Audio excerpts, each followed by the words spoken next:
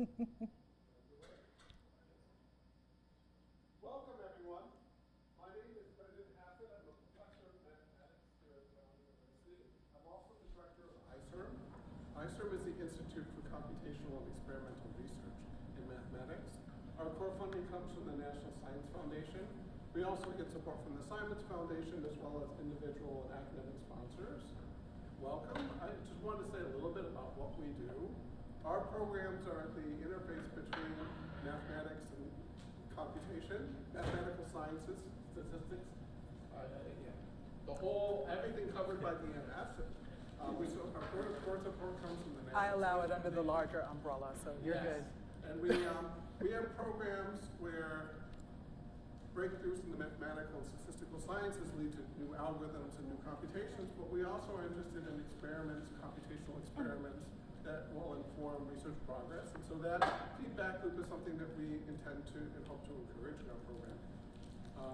And so this is actually part of a longer series of events that starts now. The Blackwell-Tapia conference will run tomorrow and Saturday. And so this is sort of the kickoff event. So for those of you that are coming from Blackwell-Tapia, welcome. It's great to see you. So I want to talk a little bit about the lecture series. Let me introduce Professor Kimberly Sellers. So she is the chair of the statistics department at North Carolina State University, which is one of the top statistics department in the country, if not the world, really one of the powerhouses in the field. And so she leads this nationally important institution. Her work is on count. And I don't know if the count is a sort of a double meaning. It is. And so, and so I am a number theorist, and the only numbers I do is like 0, 1, 2, 3, 4.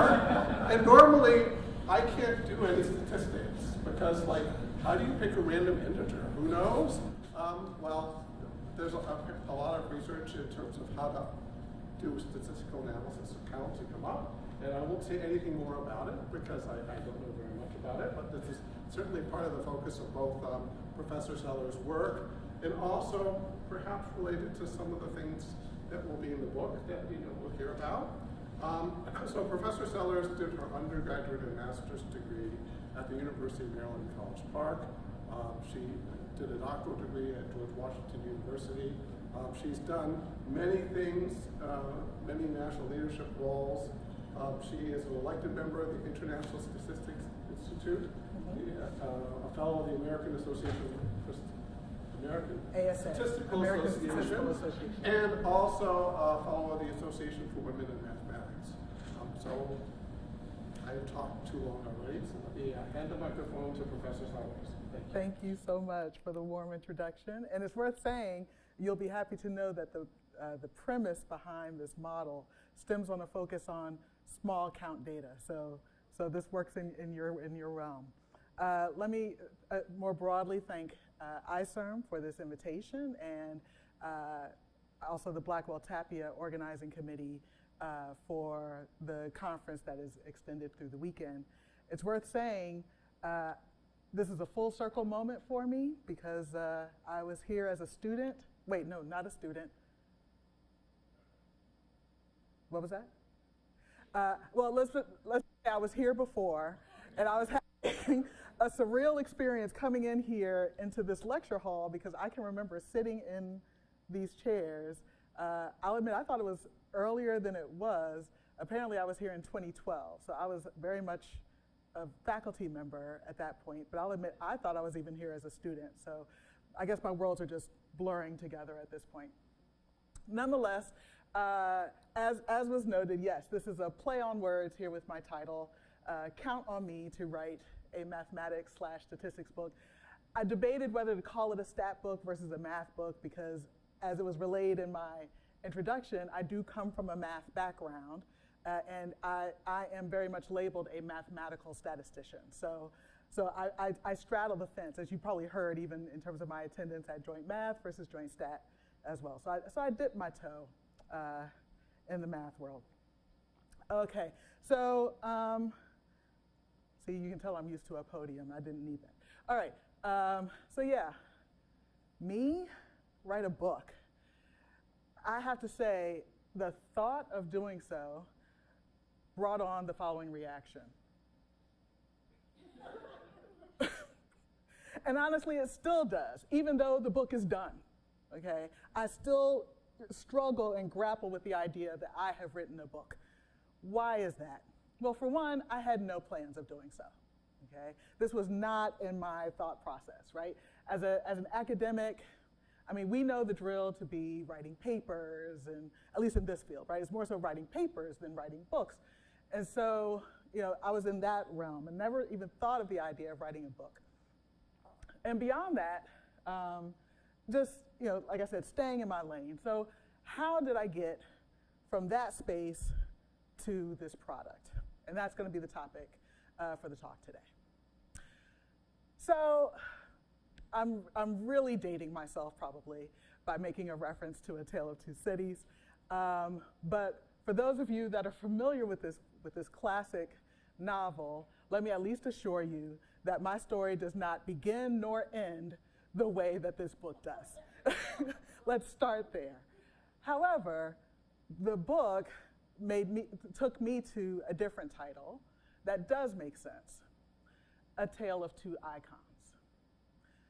What do I mean by that? I introduced to you icon number one, David Blackwell. Okay? It seemed only fitting to draw reference to Blackwell because the forthcoming conference for this weekend is Blackwelltopia. So for those of you unfamiliar with David Blackwell, he was a statistician, very well noted and respected for his work in probability theory and game theory. He was the first Black scholar to be admitted to the National Academy of Sciences. He was the first African American to be tenured at UC Berkeley. And for context, it's worth saying when he was first an academic, he could not obtain an academic job at any predominantly white institution initially. So to go from there to Berkeley, for a second I thought I had Berkeley misspelled, yes, is of course a huge feat. He's most widely known for the Rao-Blackwell theorem. And so for those of you, I should have asked, are there statisticians in the audience? Look at that, low counts. See, I got two.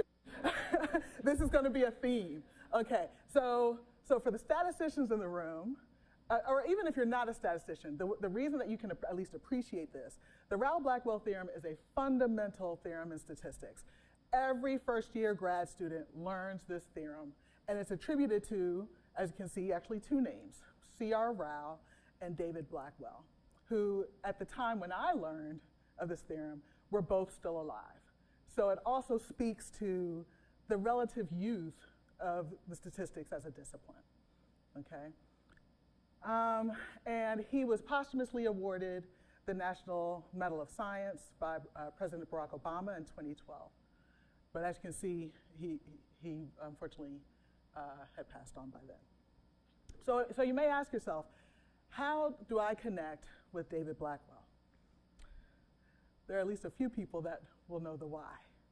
I take you to the first conference for African American researchers in the mathematical sciences, or CARMS.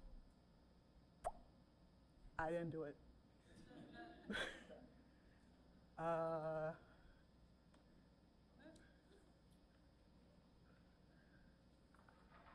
I can still talk about CARMS. Just remember the picture. It's a memory game now. Just remember the picture. So at the first CARMS, oh, there we go. For the first CARMS, I was an attendee. This is back in 1995, after my first year in grad school.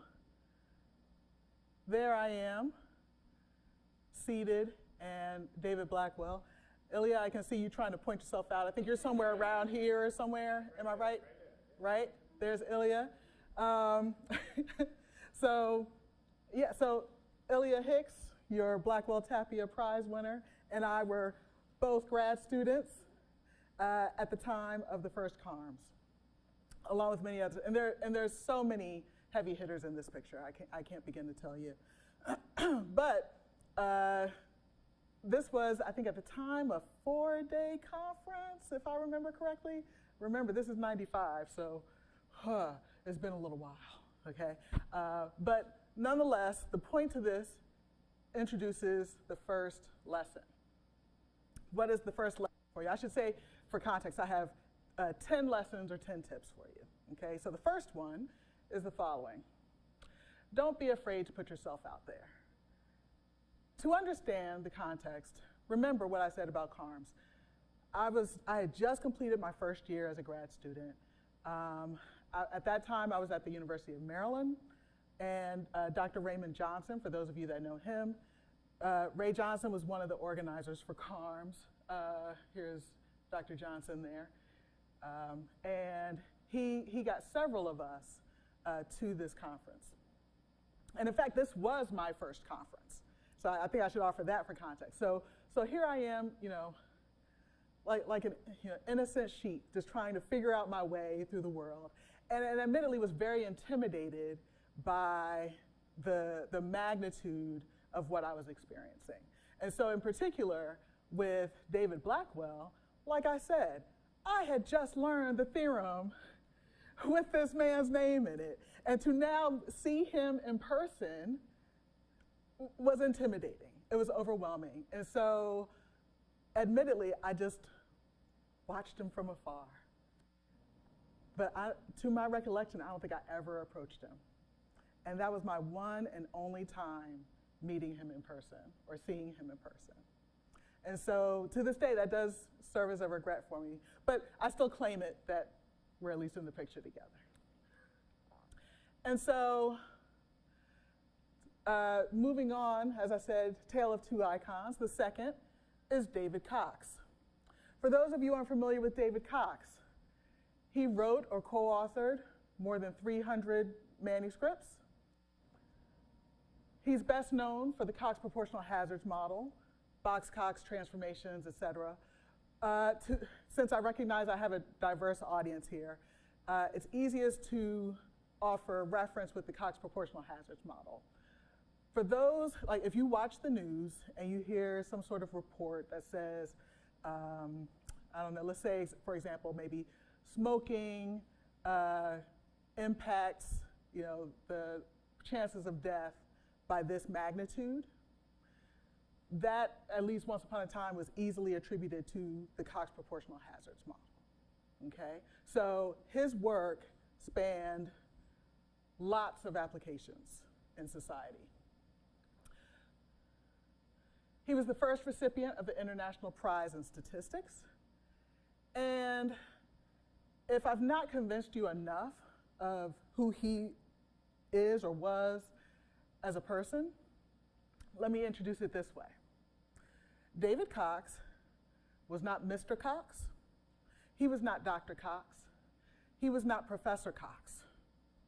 This man was Sir David Cox, knighted by Queen Elizabeth II, and yes, I mean that queen, Queen Elizabeth, for his work in statistics. Notice I do this every time when I talk about him, knighted, like knighted, knighted. The man is Sir Cox, okay? So that said, and like I said, this is for his work in statistics, okay? So it boggles the mind that you can reach that level of stature. Now that said, how does this connect with me? Lesson number 2. Don't make the same mistake twice, okay? CARMS was in 1995. In 2000, I had my first international conference, the Mathematical Methods and Reliability Conference.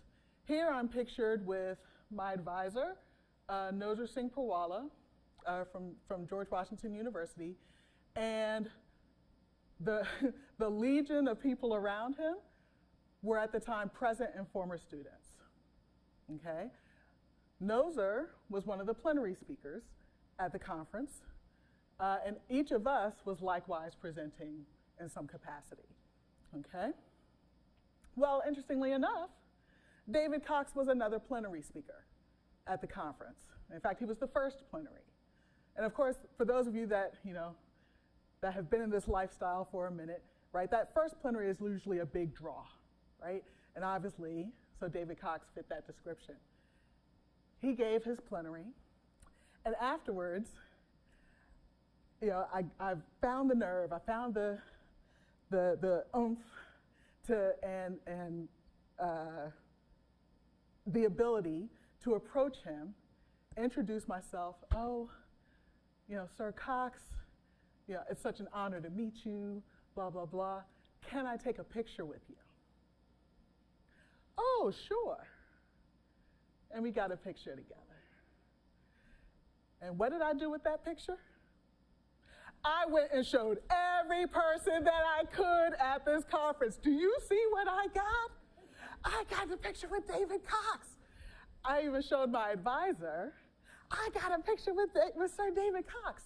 And he goes, you've never asked me for a picture. But I see you all the time. This is Sir David Cox. And even he got a good laugh out of it. And I took this picture home. I traveled back to DC at the time. Of course, I'm at GW. And I'm sending this to all of my grad school friends now, right? On email, so that says a lot, right, as to what technology was at the time. So I'm sending this hard email, and the title reads, I think I just became a statistics groupie. But when I explained why, they responded, you got to meet Sir David Cox. And so we were all in the same boat. And so let's hold on to that for a moment, because Cox will come up later in the talk. But I'll move on to lesson 3. As an aside, I just want to say, third lesson, don't let certain detours derail you in your goals and your mission. You can still reach or even cross the finish line. What do I mean by that? I've had my share of windy roads. There's always this perception that, you know, your career, or your educational experience, your career is going to be the straight path, straight and narrow. But I would argue, I think for more people than we realize, that's not necessarily the case. It's just that we don't necessarily open up about that. For me, that was true in graduate school with qualifying exams. As I transitioned into life as a faculty member, I changed my research path. And through it all, it's worth saying, life doesn't stop just because you're in grad school or have a career, okay? So I just wanted to mention these as an aside. These are all stories in themselves that I'm happy to share, but in the interest of time, I probably have the ability to do so. But I am very transparent about my experience. All that said, let's move on to, let's see. So remember the conference was 2000. I graduated in 01. And so what is lesson number 4? You get to work, right? Of course, I've not really stopped working, but now it's just in a different space or a different environment. And so what did that look like? Well, for me, my work path is such where after finishing my PhD, as I like to tell it, I moved to the other side of the classroom. I spent 3 years at Carnegie Mellon as a visiting professor in statistics. I spent another 2 years at UPenn in biostat as an assistant professor, but in what they call a clinical educator track. So I was more of a collaborator to scientists in that space. And then from there, I completed the circle, if you will, rolling through Pennsylvania, back to DC, to Georgetown University. I was actually the first statistician hired in the then math department with the goal of creating or helping to create a master's program in applied math and statistics. But at that point, they didn't have any statisticians in the faculty. So it was actually an exciting opportunity to develop in a more elaborative statistical curriculum at both levels, undergrad and grad. And of course, in no particular order in this role, for those of us that are academics, you all know the drill, right? Research, teaching, service. So I'm writing papers. For me, being in statistics in particular, but I guess in this day and age, we're all having to write code for our works as well. Giving talks. Thank you for letting me continue the tradition. Mentoring students at various levels, seeking external funding, et cetera. And so this takes me to my next lesson. Through it all, you're building your network. Who is your network? Really, even as students, you have a network, right? Those are your fellow students. Those are your colleagues at this level. But at the faculty level, of course, you have your colleagues in the department and outside of the department. You have mentors, both official and unofficial. You have collaborators with whom you've developed relationships. And like I said, advising on any level of front and with any sort of purpose. And so I do encourage you to be very generous in your pursuit of building that network, because you never know what can come of it.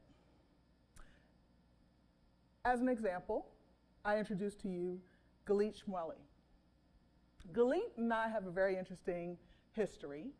If you remember that 2000 conference, that Mathematical Methods and Reliability, Galit and I first met at that conference. She and I were both grad students, and we happened, I mean, this is fate. We just happened to be assigned in the same session where she spoke before me, okay? And that's how we met. We're both speaking in this, coordinated session. We didn't know each other. It wasn't organized in that way for us to keep in touch. But, you meet each other, you greet, very nice to meet you, all the best to you in your world. And we separate.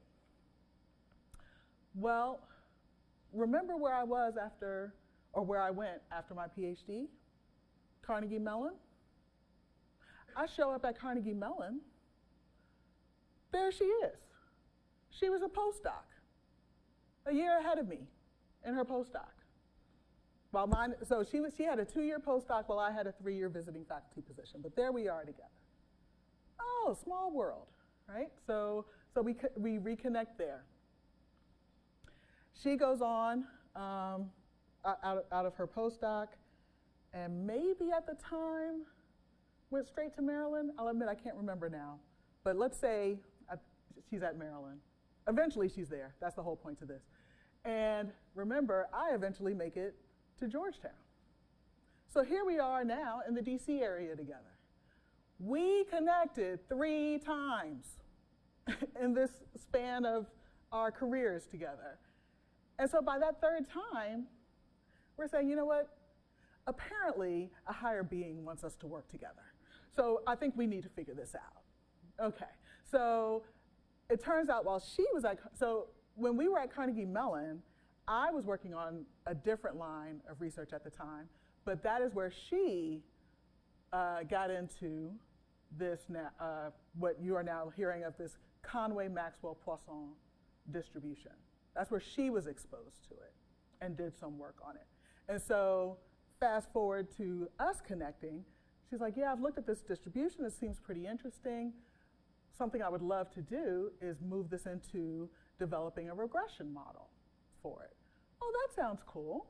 And when we're talking it through, I mean, it was arguably almost like a low-hanging fruit in terms of the type of work that I had learned in my math stat courses. And so it's like, oh, this is a nice, fresh way to utilize the tools that I had learned as a grad student and just carry that work forward. And carry it forward we did. We eventually had this paper in the Annals of Applied Statistics. And so now I'm going to show my, need to prove myself, forgive me, with a little bit of mathematics. I tried to avoid it as much as I could, but I felt like I wouldn't be, a true mathematician or statistician if I didn't at least show a little something. So, to offer some context behind what is known as the Conway-Maxwell Poisson Distribution, and more importantly, the larger regression, is that you can think of it as a generalization of at least 2 popular regression models. The first is a logistic regression. The idea behind a logistic regression simply says that the outcome of interest is a binary outcome. So you could get a heads or a tail. You get, the outcome is to the left or to the right. You take something that only has two outcomes, assign one of them a value of 1, the other a value of 0. The one that is a 1 is typically the value of interest in your narrative. And so there's an underlying or Bernoulli distribution that represents this idea of, shall we say, the coin toss, or two outcomes. Through a regression, it comes through this log odds relationship, this model. Here is just a simple illustration where you can see the raw data are representing these x's. And so here's a scenario where you can imagine if the amount of dosage leads to a healthy outcome versus not. You can see this sort of S-curve or logistic curve representing the shape that approximates what's happening in this relationship. More broadly, Poisson regression takes the scenario where your outcomes are integer valued, count data, okay? And we do typically think of this in a small count space, as you'll soon see why. The underlying distribution for those outcomes is assumed Poisson model. Here I'm just showing you the probability mass function associated with it. And to the right, you are seeing a representation of how the data can be distributed for different values of a rate parameter, lambda. And so even from this illustration, you can see that as lambda gets large, notice that the distribution starts to look more like a bell curve. Okay, so for us as statisticians, we refer to the bell curve as a Gaussian model. And so notice what it's basically saying is if your count is large, a lot of times you can approximate with a normal distribution. There's a lot of traditional classical regression theory behind that. But when those values are small, you have to take the discrete nature into account. Okay, so that's the focus of my attention. In a regression space, now the frame of reference is what we refer to as a log linear model for obvious reasons. I always say as statisticians, we're very literal in our terminology, okay? So this linear model relates to the log of, in relation to the rate parameter, which is serving as our mean. All right, so if you've had an intro probability class, one of the things that I am sure your instructor noted to you, I certainly have done the same thing, is that one of the draws behind this distribution is that if you know lambda, you essentially know everything about the distribution because it represents both the mean and the variance, for example, okay? And so notice that in context, we can think of this as, in relative terms, quite literally, where this goodness of fit equals 1. So this notion represents something that's referred to as equidispersion.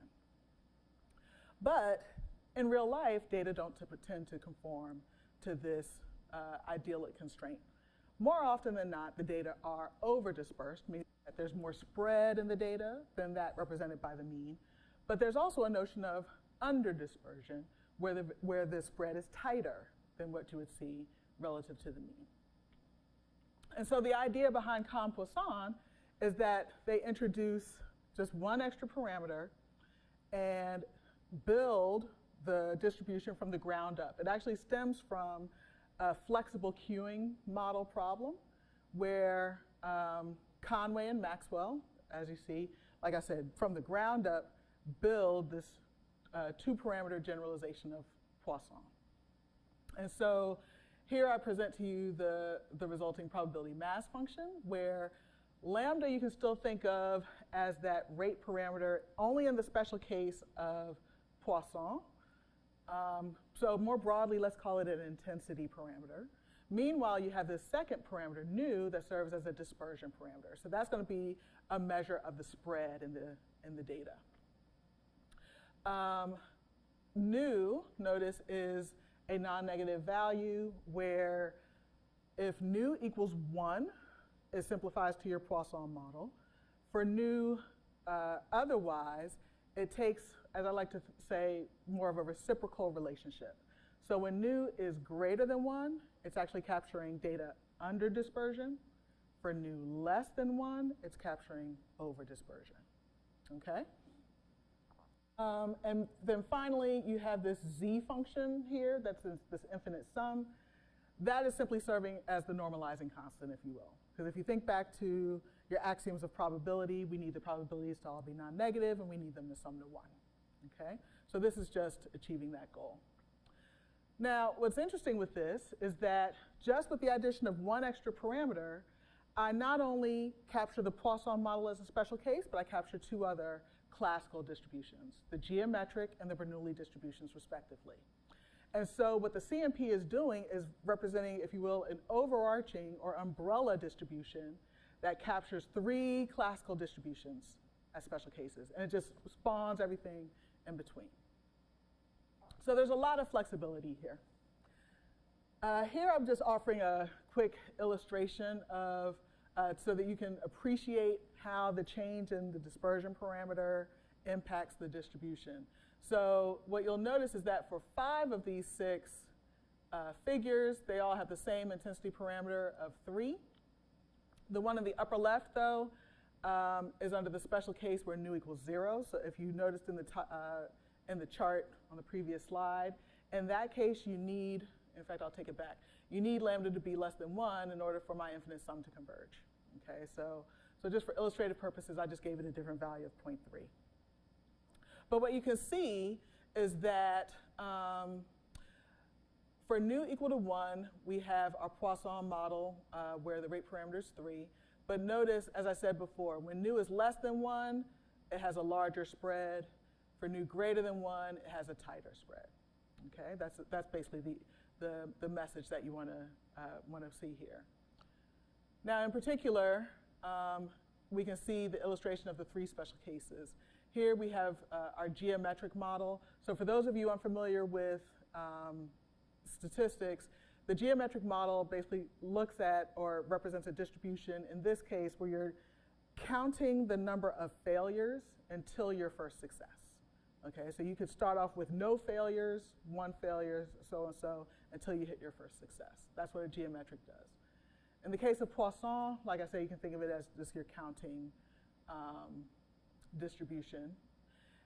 The third case, if you remember from the table, the idea is that nu is going to infinity. Interestingly enough here, in illustration, my nu is only going to 10. So it didn't take too long to at least have an idea of what's happening as nu goes out to infinity. And in fact, what are you seeing here? You're seeing a distribution with only, shall we say, two bars, right? That is precisely your Bernoulli distribution.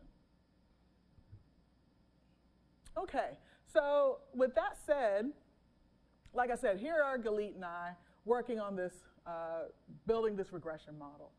And so the first thing we had to do is figure out exactly how the model should be represented. And lo and behold, after lots of work, we came up with this. Now you may ask yourself, that took a lot of work? Sure doesn't look it.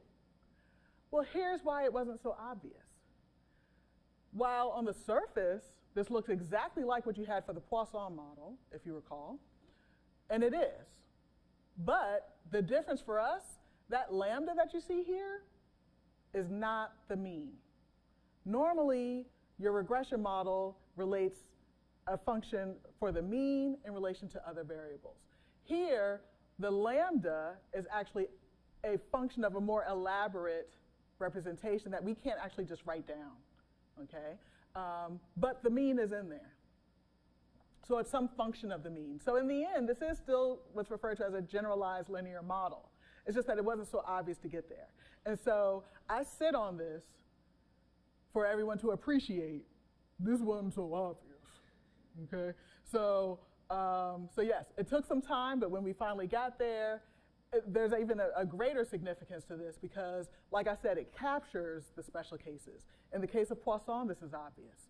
But it turns out to even capture that logistic regression model that we looked at before. And so again, we have a regression that spans classical regressions. So we have all of these results in terms of estimation, hypothesis testing, and the like, and we even create an R package for it, Poisson reg. Okay, and so as you can see, it's now in version 8.1, and so like I said, it can do all these things, even more than what's being presented here, and since we are rolling into Blackwell Tapia over the weekend, I thought it would be an interesting exercise to see how to utilize my package in the space of looking at the numbers of PhDs from African Americans in statistics. So as you see, these are data that I was able to obtain through the ASA, and it's looking at the number of PhDs in statistics from 2011 to 2023. It is important to note that the data do break down into subdisciplines. So these are statistics degrees. It does not include biostatistics, which is its own discipline. Okay, and so you have a sense of the data. Already from looking at it, you can probably guess how the outcome is going to go. But nonetheless, I will introduce how to utilize this Poisson reg package to study the data as well. It turns out that if you look at the goodness of measure, there's a slight reference to under dispersion. So it seems warranted to consider Poisson reg as a means to model the data appropriately. We looked at a log linear model for both lambda and nu. And when running it through the package, what you see is that the outcomes under this model turn out to not be statistically significant for both the model associated with lambda and nu respectively. With regard to nu, it's more important as the focus right now, because what you're asking is if there is significant data dispersion such that I cannot use the traditional Poisson model. Okay, that's the real underlying question right now. The fact that we have a large p-value here says I don't have to go through the trouble of this more elaborate model. I can simplify my life and just look at Poisson regression. And so what does Poisson regression give you? When you run that, you still get a result, at least in relation to time, that says that we don't see a statistically significant change over time. Okay? This all makes sense. So that said, let's understand what's happening with the data more simply. Just looking at a histogram of the data, and don't read too much into the gaps, that's just the way R presents discreteness. Let's see. When we now look at the model just more plainly, that we're not considering it over time, just asking what is happening in the data, if you will. Just trying to get a straight estimate for lambda. Notice that, and for nu. So if you look up top here, you have large, it's probably too small for you to read, so trust me when I tell you, there are still large p-values associated with the estimates for lambda and nu respectively, okay? So again, focusing the attention first on nu, if you look, I can point you further down. If you look here, notice that the estimate in the raw sense at 1.35 with a fairly large standard error, what that's saying is the confidence band around for nu covers 1, okay? And so what I'm saying is, again, you can't really throw away the idea of a Poisson model being sufficient. And so that said, let's look at that Poisson model directly and just understand a potential estimate for lambda. Remembering that this is initially presented on the log scale, we get now a statistically significant result. So that's telling you that the count is something different from, I guess, e to the 0, so different from 1. And what does that count wind up being? An estimate? Just over 5. Okay? So what does this mean? Essentially, that on average, there have been 5 African Americans to get their PhD in statistics. Now, what do you make of this? There are many stories that you can think of. I think we can all agree that 5 sounds like a relatively small number. I don't dispute that. At the same time, though, as someone who was one of the few, once upon a time, I can remember a time when the count, and I don't have the slide here, but the numbers were still small, but for all of mathematical sciences, to where you couldn't even parse out statistics, or statistical sciences, I should say. And notice now we're in a space, at least, where we can parse out statistics from biostatistics. So my hopeful self is that we are able to do so because the numbers are growing in some sense.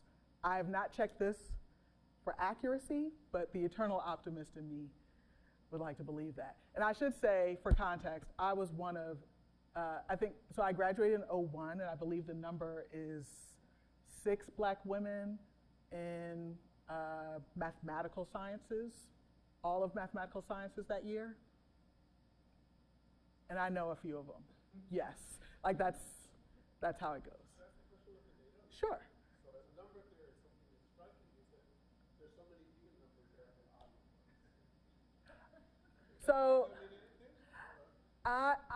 I'm going to assume no, just because I don't know that people would know each other like that to pair up like that, right? Because again, the count is so small. But of course, at the same time, I mean, when we were coming through school, that's when these sorts of conferences were just beginning. So I'll admit I don't know, but I would doubt that there's something to it. But anything's possible. Yes.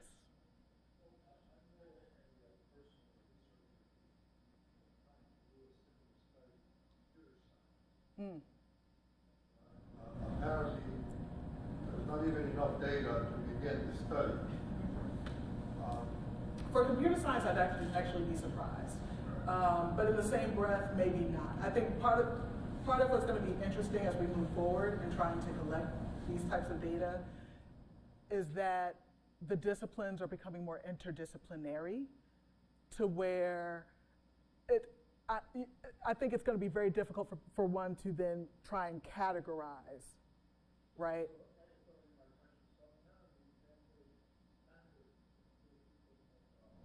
Areas of engineering. Okay. A lot of computer science, and then the data was More larger. fruitful, yeah. So this data here is really just because it include people from agriculture or other areas where there's a lot of research going on. So that's a great question. I'm going to assume no, but I'd have to go back and look. I mean, the data are all available and accessible through the ASA website. And I do remember it being parsed out more finely. But like I said, for me, I was motivated by looking at simply statistics because that is the area from which I came as a mathematical statistician, if you will. So I chose to focus purely on the statistics number as opposed to look more inclusively at all of statistical sciences. Was there a question?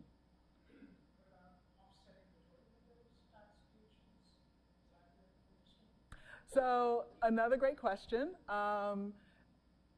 And I guess I'll answer this from two angles. That's something certainly worth considering. Obviously, I didn't do that here. I was just doing a quick, this was really meant to be more of a, look what my package can do example. That's timely. But I can say that our package does have the ability to account for offsetting as well. Yeah. This was all very last minute, though, so forgive me for not being as accurate as I should have been. Okay, so yeah, look at that. We're only up to lesson 6, so I'm going to speed up the rest of this. But now to lesson 6. Oh, right. I had to remember where I was here. Yeah. So remember, that was work initially with Galit, but of course the example was something far more recent. And it's just one illustration of this notion of staying on your grind. So what I mean here is, yes, Galit and I did this project together for a regression model, but even while working through that space, I could easily see other ways in which this distribution could be beneficial, and just sort of in terms of broadening space of study for count data. And so, as I like to tell it, I spent the next 10 years running this sucker into the ground. I looked at all sorts of different applications and areas of statistical methods. You may think, she made a mistake, she put this up. No, I didn't, because the point is we're still doing all the same stuff, right? And so I'm just doing more of the same. So what does that look like? I'm giving talks all over the place, out here just talking about CMP and other things, and writing papers, some with collaborators, some as solo authors. This one in the back actually has a funny story. So to explain, well, as the title reflects, I developed a generalizable control chart. So control chart theory is one of several areas of statistics where you're trying to understand when a state can fall out of control, okay? And so there's a Poisson or a C chart that is very standard, and I just generalized that to use Poisson. What's funny about this, as an aside, one of these many conferences that I attended, Galit happened to be there as well, and just prior to this getting published, I happened to share the work with Galit just to get her take on it. What did she think before I submitted, and so she thought it was interesting and everything. Oh, that's really cool. At this conference, there was a prominent statistician in the reliability and engineering statistics space that happens to approach Galit while I'm standing there next to her. And through the course of the conversation, this gentleman happens to change the subject to, oh, I don't know if you know. Now, he knew about Galit's work with Poisson, but he didn't know that I was in that space now. And so he says to her, oh, there's this fascinating work that just came out in QREI, where someone built this generalizable control chart off of Poisson. And I'm standing right there, right there. And even I'm sitting here thinking, is he talking about my work? And sure enough, he was. And luckily, I'd shown Galit that paper. Why? Because she was able to say, yeah, that's Kim's paper. Let me introduce you to Kim. And I've had other instances where I've been at conferences where, I'm sitting there, minding my own business, or, slowly trying to collaborate, or not collaborate, but interact with others. And, those of us that are in the field, we know how this goes. Well, what do you do? Well, I work in count data modeling. Really? What's your name? Kimberly Sellers. I'm such a fan of your work. I still freak out over this. But it's nice to know that people are familiar with the work. It's very humbling. And I say all this to say, well, do you remember lesson 1? What was lesson 1? Don't be afraid to put yourself out there. Let's fast forward into 2014-ish, somewhere around there. Georgetown has the ability for an in-house or within university opportunity to travel abroad to the University of Oxford. And so it's a competitive experience, but you get to spend some time there. And I decided to throw my hat in the ring, okay? And so to make myself as marketable as possible, I took the preemptive strike of reaching out to various faculty at the University of Oxford in statistics. Just putting out cold calls, cold feelers, cold emails, okay? Because what's the worst that can happen? They don't respond. Okay, but what if someone does?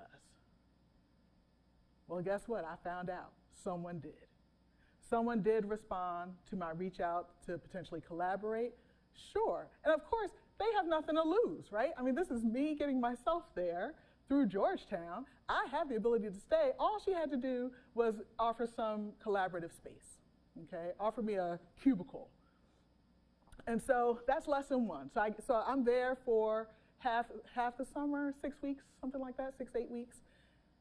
And along with that, while I was there, there's one day where I'm sitting in the cubicle, and before, you know how you just can be so immersed in your work that you don't notice, but this day, my eyes are more open. And there's a sheet of the statistics faculty just hanging up in the cube. And what you have to appreciate here is that the University of Oxford was a powerhouse, it still is, a powerhouse in statistics, okay? But I'm seeing names, of all of textbooks that I've had as a grad student, or, they've developed the statistical softwares and work, and, just prominent names. And so I sit there again at my computer. I reach out to some of these names to see if I can connect with them. And in my email, I even say, even if I can't, let me just at least recognize you, basically give you your flowers, as the children say now, give you your flowers to recognize the great work that you've done and the impact that you've had in the discipline. But guess what? One of those faculty on the list is David Cox. Do you remember me talking about David Cox? So with David Cox, he gets a different email. He got an email. So lesson 7, I should also say, utilize the network of your colleagues, your allies, your advocates, all of the above, okay? And what do I mean by that? It's worth saying that with Cox, I'd actually connected with him on at least one other occasion at this point. And there's also worth noting that he and my advisor did know each other too, okay? And so whenever I would reach out to him, meaning Cox, I would always reference my former advisor, okay? Because, name dropping, I'm not above name dropping, right? Whatever works. And what did I do in the email? I sent him that picture, because yes, I still had it. You thought I lost that thing? I still had this picture, and I sent it in the email, and I was like, oh, I'm here in England, I'm here at Oxford, and it would be so wonderful to connect with you. Well, guess what? He wrote back, oh, wonderful to hear from you. Why don't we have lunch? So we had lunch. I had lunch with Sir David Cox, okay? And yes, I do remember the day, and you'll understand why in a second. July 23rd, 2015, we gather for lunch, and we're catching up on life and work and all of the above, NOSER and otherwise. And then we get into the conversation about my work. Well, what is it that you're doing now? And I tell him about some of the work, and oh, that sounds really interesting. Can you send me some of your papers? Sure. Okay.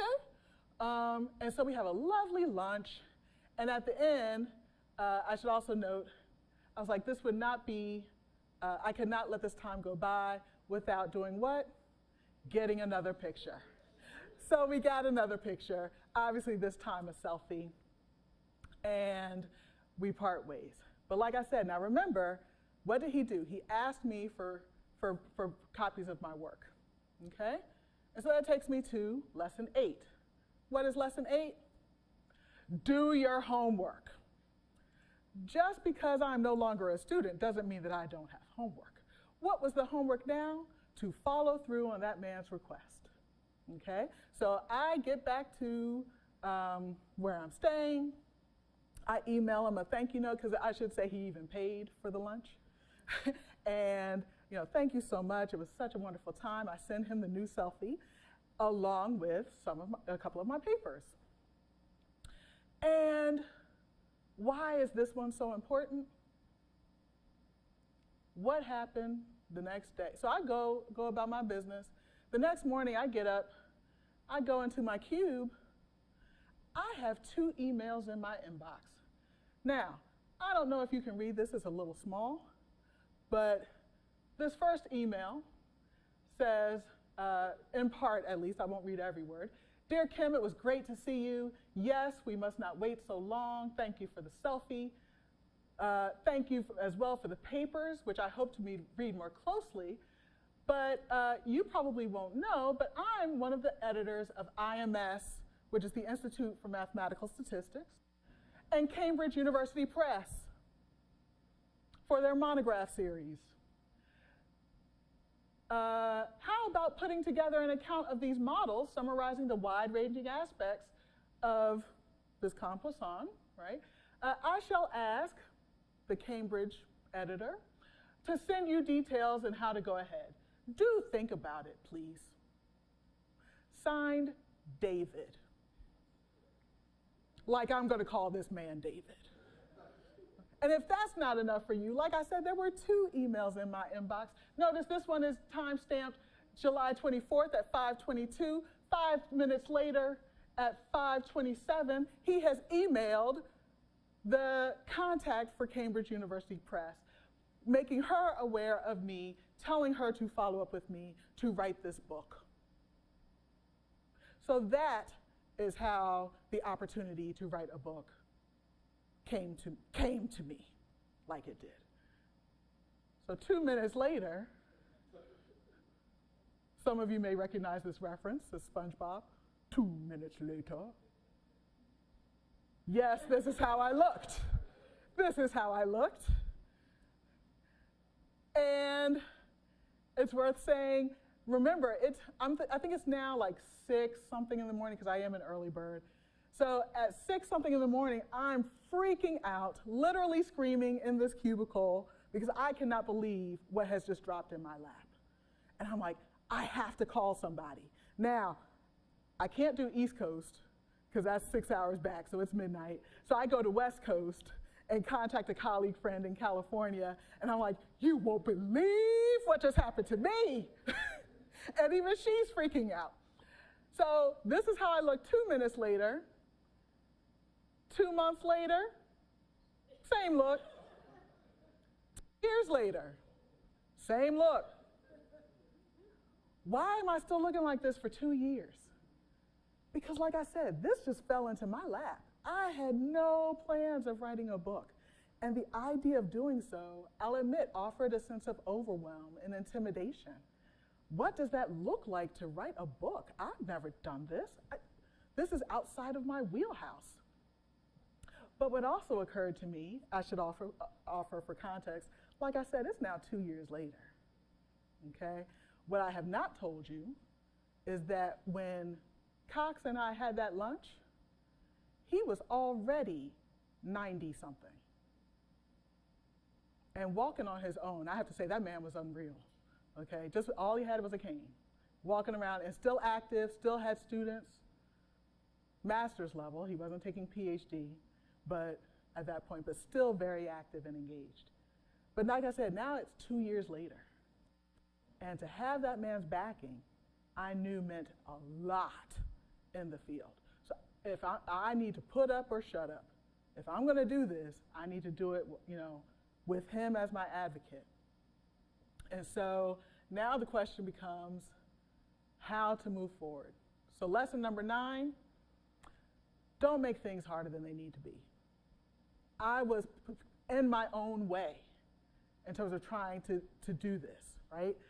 I just had to let that go and lean back into that network that I have.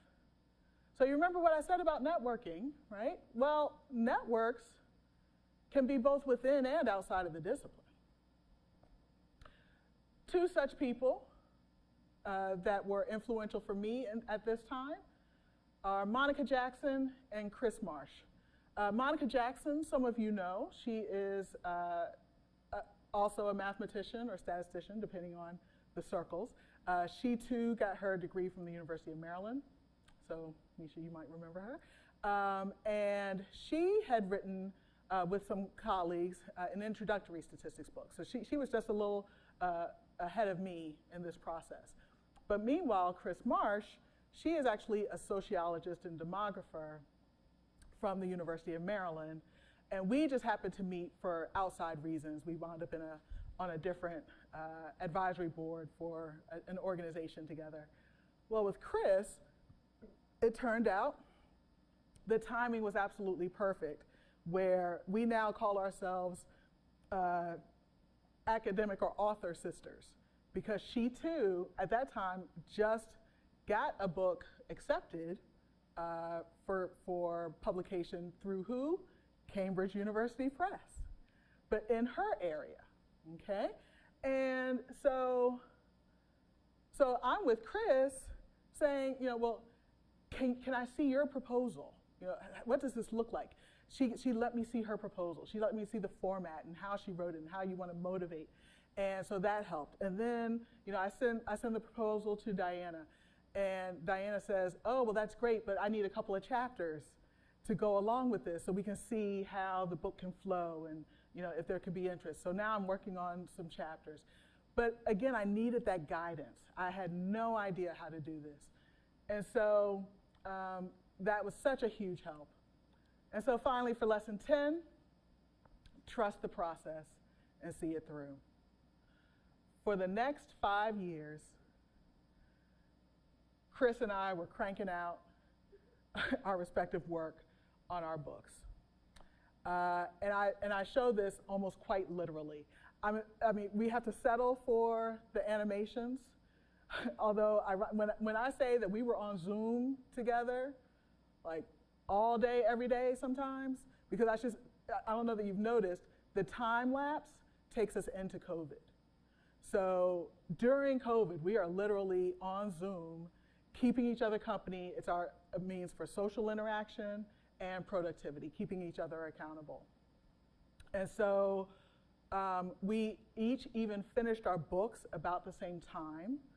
And if memory serves, her book came out in February of 23. Mine came out in March of 23. And so we are literally, like I said, Cambridge sisters. At least that's what we call ourselves, okay? In terms of the contents of my book, it's really just capturing and encapsulating many of the different ways in which the distribution has been utilized. Much of that work, I have involvement in a lot of the work, but not everything, because there are others out there that are doing the work. So of course that notion of publish or perish is a whole nother side discussion that we can have when it happens in real time. It's quite a fit. But nonetheless, so yes, this is the makeup of the book. Now, further, let me remind you again, what was lesson number 7? To utilize that network of allies and advocates. Well, remember what I said before, they don't all have to be from the discipline. And so they are your support system. Now that the book is out at this point, all of my friends are so excited. And it's worth saying, I have many friends in the discipline, but of course I have even more outside of the discipline, right? But they are all so excited at the idea of me doing this book, they want to, offer some means of support. So this is how you get stuff like this.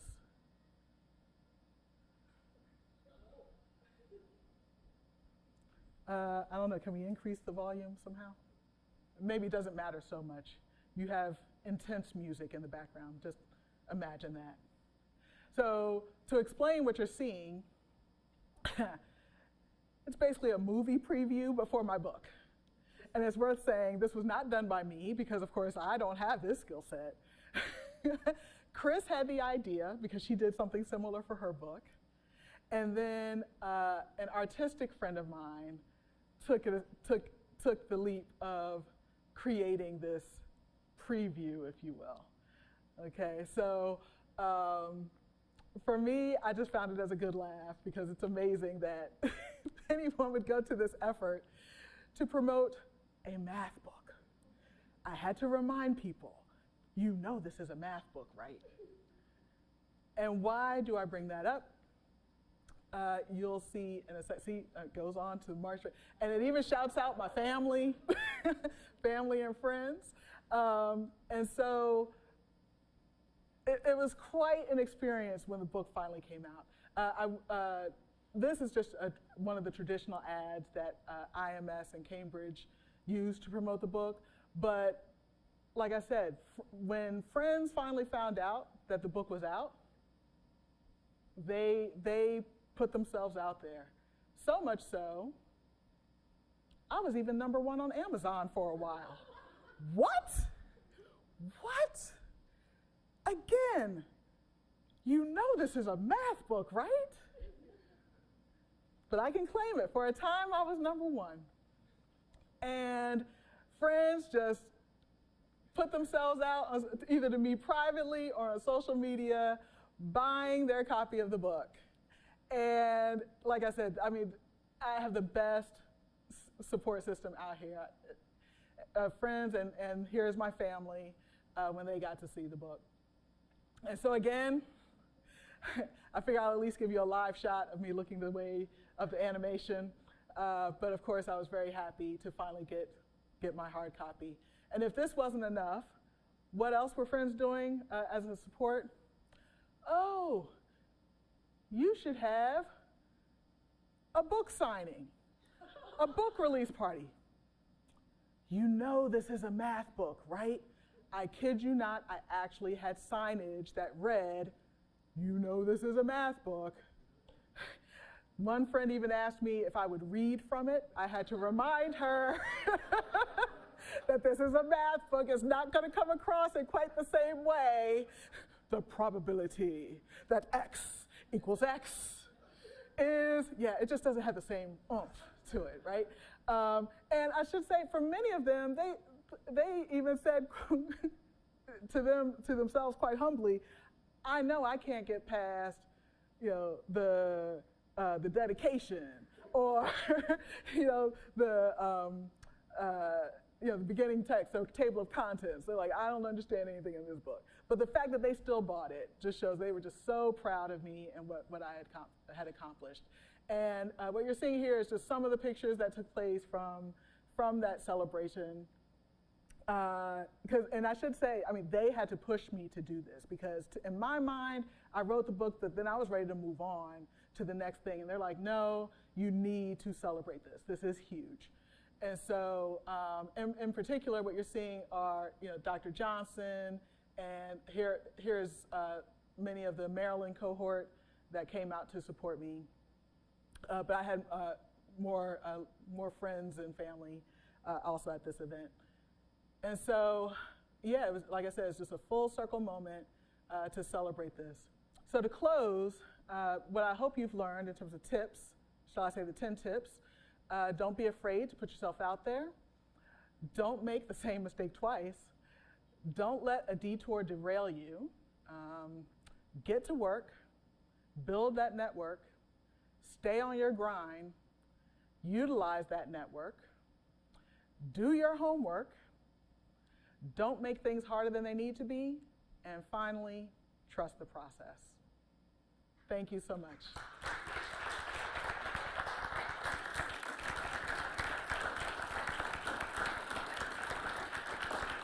I'm realizing I forgot these slides. So this was to tie back to that example that I gave. For that and many other reasons, I've come to describe myself as an outlier personified. So obviously a play on words yet again. But I later changed this because I realized that there's more to this context of being an African-American woman in this discipline. And so I now call myself an outlier, forever striving to be an influential point. Now I'll say thank you.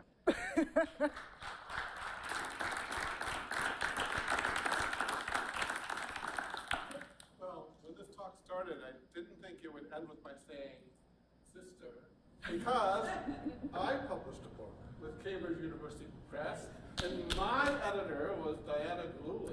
Oh, isn't she wonderful? At some point I'll tell you the story, maybe over dinner. Yes. I connected, so we are publication siblings. There you go.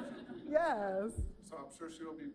Oh, she will. We'll have to take a picture together. All right, well, I should not go too much on my own publication. Questions from the audience for Professor Sellers?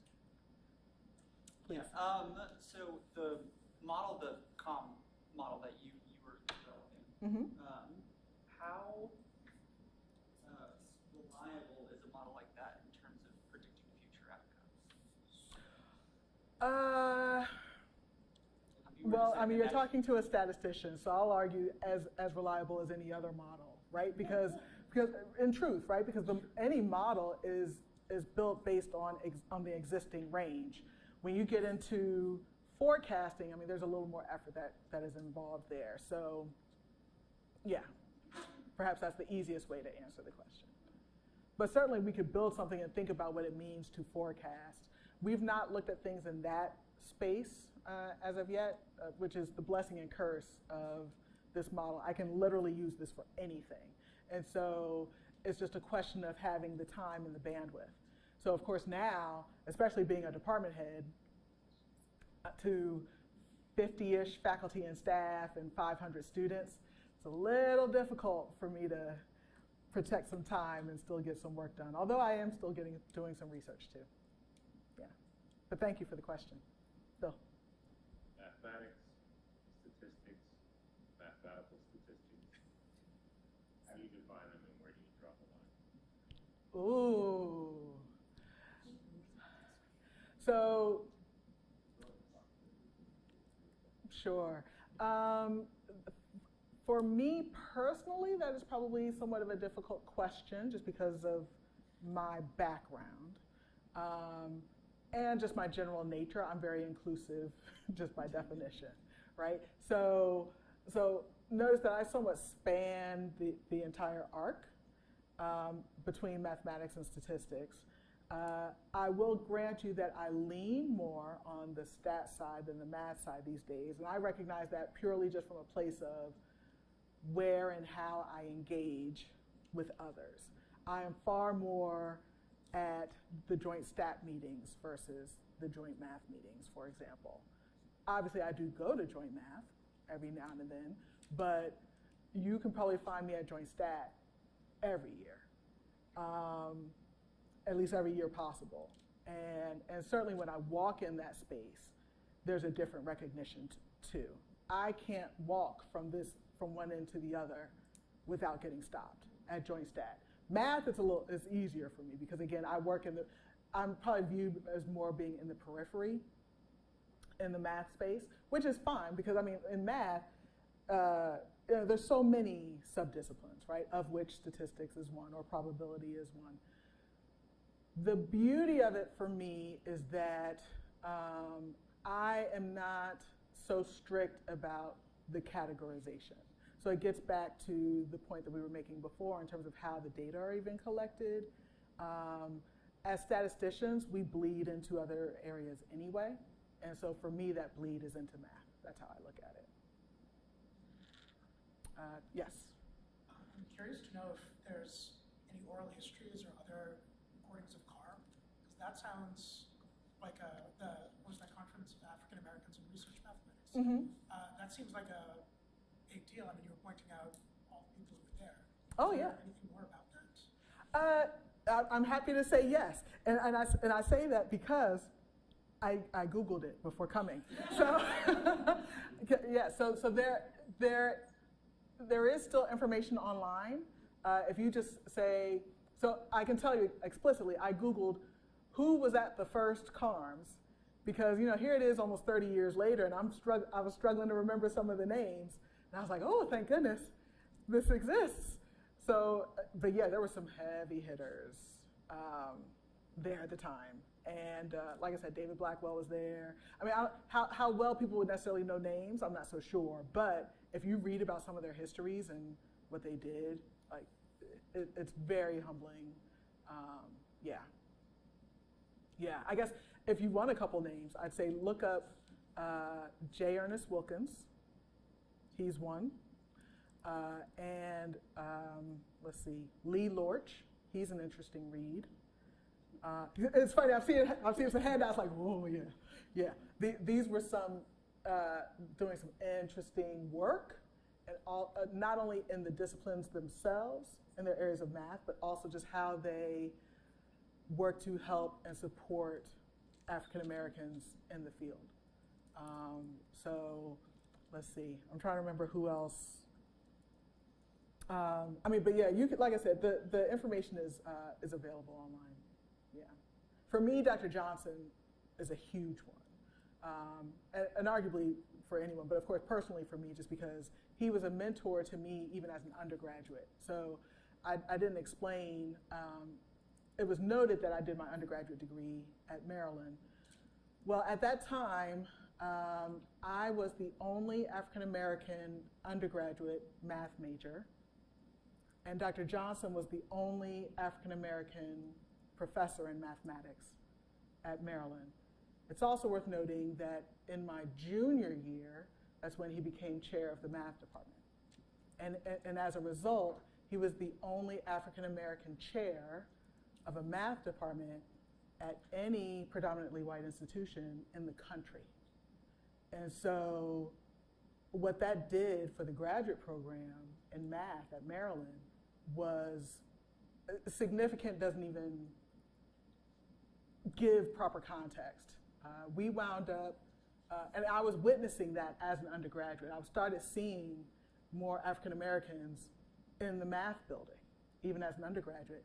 And so for me, staying at Maryland took a different meaning, because admittedly for me, part of the take was, I've already proven myself as an undergraduate, so I didn't have to go through the process of proving myself to the faculty at Maryland, because they already knew me now. So for me, that was a different lift and draw for staying. But I wound up being one of, it was either 6 or 8. I'll admit, everything's running together these days. So for as much as I worked in count data, I'm losing it from a personal space. But yeah, there were like 6 in my year, and I think 5 the year before. The department got as high as, I think, 25 in the department. And you just didn't hear those numbers. Maryland was second to Howard at that time in terms of the most students in the math programs. And so, I mean, we were literally studied, like researched by some disciplines, trying to understand what was that secret sauce in terms of having such a large cohort of students. And so, yeah, it was quite an experience. And then even though I didn't finish there, I did finish with a master's, but still kept in touch with those friends that I had made at Maryland, and obviously still do. I mean, Monica was one of them. Please. Okay, so since you're interested in small accounts data, I was struck by your 2 icons, but they all seem to do rather well on the longevity scale. So do you have any observation? Is this statistics? Should I have gone into statistics if I wanted a long life? Is it guilt at my age? Well, I'll offer this much. You also saw a picture of my father in there. My father is not a statistician, but he too has longevity to his credit, and is still with us at 96. So I tell him all the time, I hope he passed all of that to me. Professor Sellers again. Thank you. Thank you.